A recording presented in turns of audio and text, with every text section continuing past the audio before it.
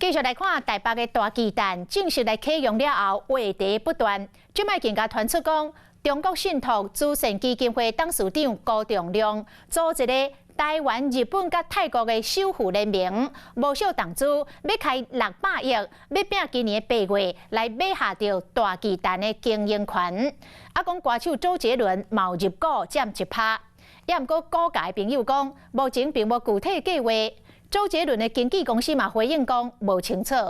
啊，万宏集团是讲，确实受真侪团体也则是企业来接触过，也毋过目前无即款的规划，未来因也是会家己来经营着大巨蛋。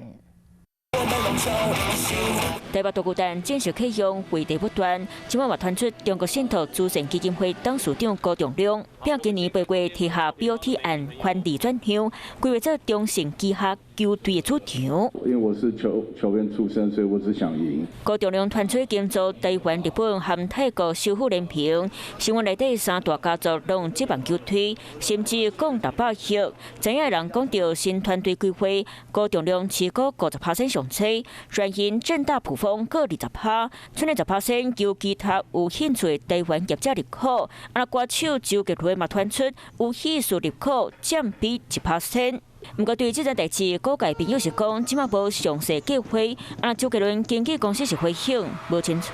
我们如何让我们的棒球经济生态圈的形成？啊，那发生领养大巨蛋的顶新规格，嘛传出原本嘛是高仲亮联名成员之一，原先认购超10%，不过尾啊决定退出。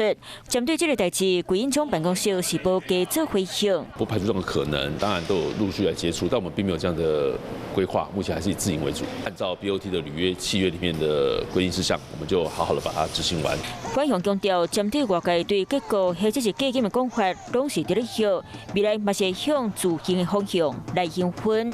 Hello， 我是林明瑞。想要抢先掌握最及时的新闻资讯吗？赶快订阅、按赞、开启小铃铛，锁定我们华视新闻的 YouTube 频道。